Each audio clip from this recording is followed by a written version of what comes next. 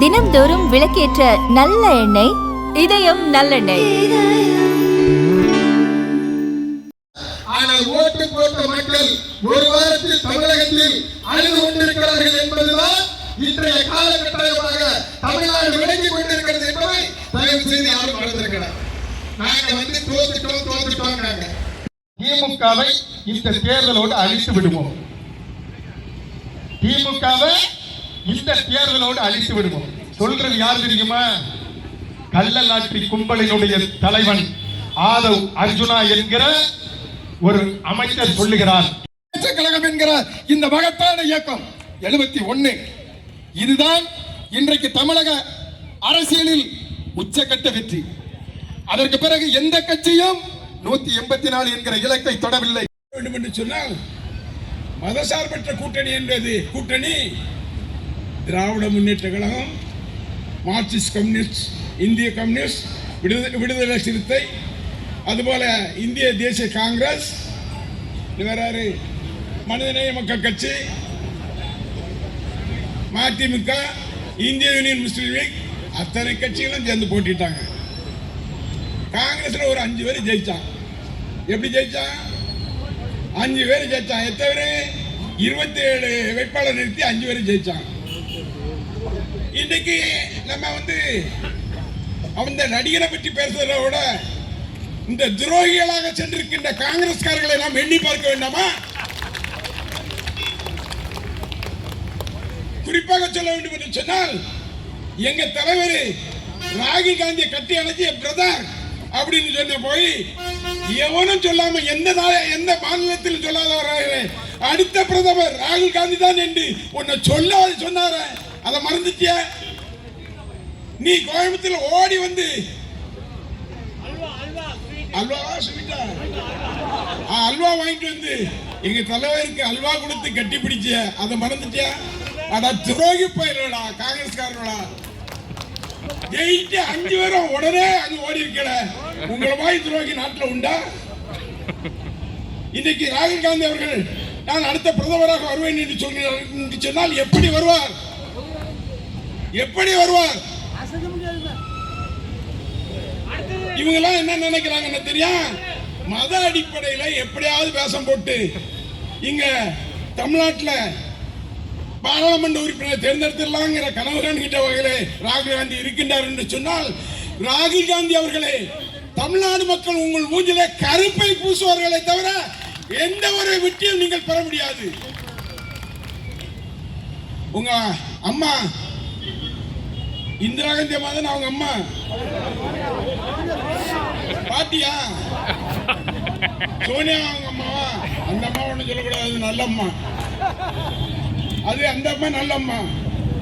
உங்க அம்மா உங்க பாட்டி இந்திரா காந்தி அம்மா அவர்களே சந்தித்த திராவிட முன்னேற்ற கழகம். எவ்வளவு பெரிய துரோகம் செய்தீங்க.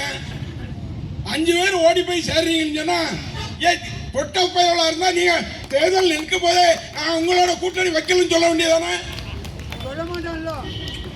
அதை விட்டுட்டு இங்க சேர்ந்து எங்களோட சேர்ந்து எங்க இயக்கத்துடைய சகோதரர்கள் அத்தனை பேரும் கடுமாடுபட்டு உன்னை 5 பேரா ஜெயிக்க வச்சா ஓடி போய் சரியா? கேசி வேணுகோபால் கடவுளா? கேசிக்கு வேணுகோபால் சொல்கிறார், இங்கே நாங்கள் காங்கிரஸ் தான் ஆட்சி செய்வோம் என்ற வகையில சொல்கின்றார்.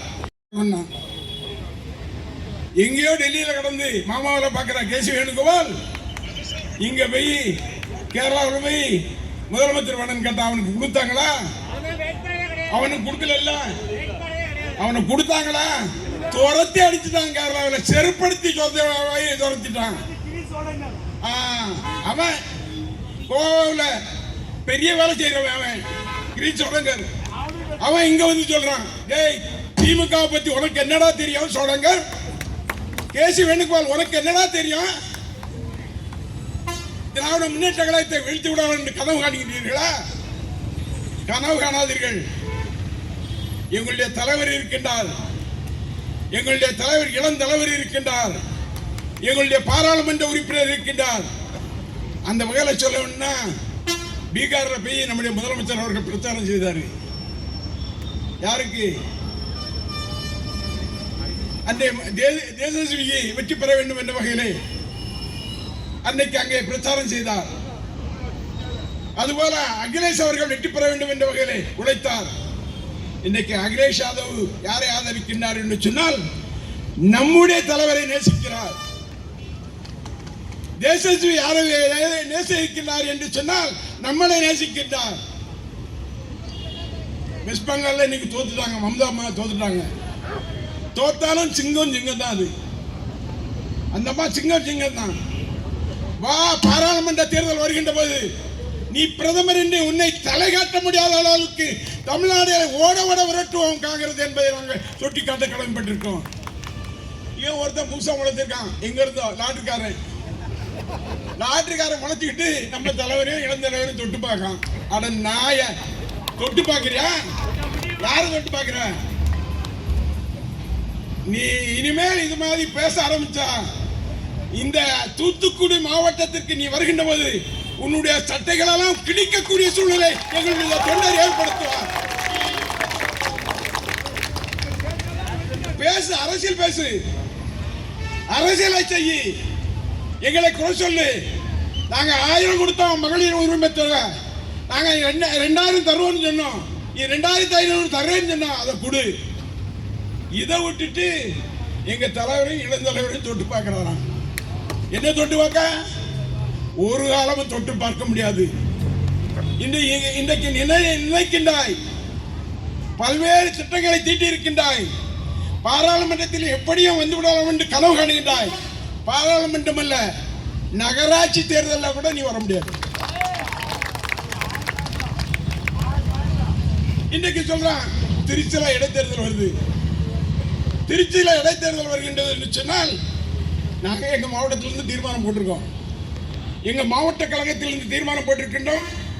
எங்களுடைய கழக தலைவராக இருக்கின்ற நாங்கள் உயிராக நேசிக்கின்ற எங்களுடைய தலைவர் தளபதி தான் நாங்கள் போட்டியிட வேண்டும் என்ற தீர்மானத்தை போட்டிருக்கின்றோம். எங்களுடைய தளபதி போட்டியிட்டார் என்று சொன்னால் இங்க தூத்துக்குடியிலிருந்து ஊர்வலமாக சென்று 5000 பேர் மொத்தமா போவோம் அங்க திருச்சிக்கு. நீ யார் வேணாலும் வா, எவன் வேணாலும் வந்து போட்டு பார்ப்போம். உன்னை 1,00,000 வாக்கு வித்தியாசத்தில் நாங்கள் வெற்றி பெறுவதற்கான நிலைகளை உருவாக்குவோம். 4 மாசம் நடக்க போகுது. இந்த ஆட்சி 4 மாசமா 6 மாசமா தெரியல.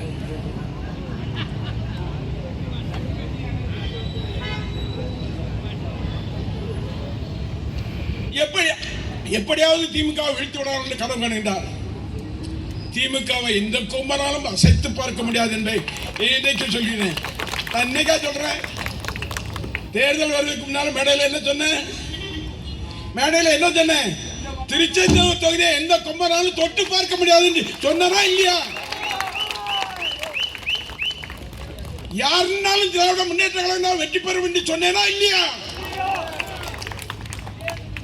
அந்த வகையில் எங்களுடைய கழகத்தினுடைய தலைவரும் இளந்தலைவர் அவர்கள் என்ன உத்தரவிடுகின்றார்களோ அந்த உத்தரவேற்று எந்த திட்டத்தையும் நிறைவேற்றுவதற்கு நாங்கள் தயாராக இருக்கின்றோம். களம் காண்போம். வர இருக்கின்ற காலத்திலே காங்கிரஸ் என்ற இயக்கம் தமிழகத்தில் இல்லை என்ற நிலையை உருவாக்கின்ற வகையிலே நாம் எல்லாம் உழைப்போம், வெற்றி பெறுவோம். நன்றி, வணக்கம். விட்டேன், செந்தமிழ் செயல் பேரை விட்டுட்டேன். நம்ம ஓய்வு பெற்ற வங்கி அதிகாரி புதுசா நம்ம இயக்கத்தில் சேர்ந்து பணியாற்ற வந்திருக்காரு. அவர் தான் ராஜசேகர் அவர்கள். அதுபோல காங்கிரஸ்ல பிச்சோட சுதாகர் வந்திருக்காரு. இப்ப திமுக. அந்த வகையில் வரவேற்ற உங்கள் அனைவருக்கு நன்றி. அண்ணன் பேச்ச கேட்டு ரொம்ப நாள் ஆச்சு.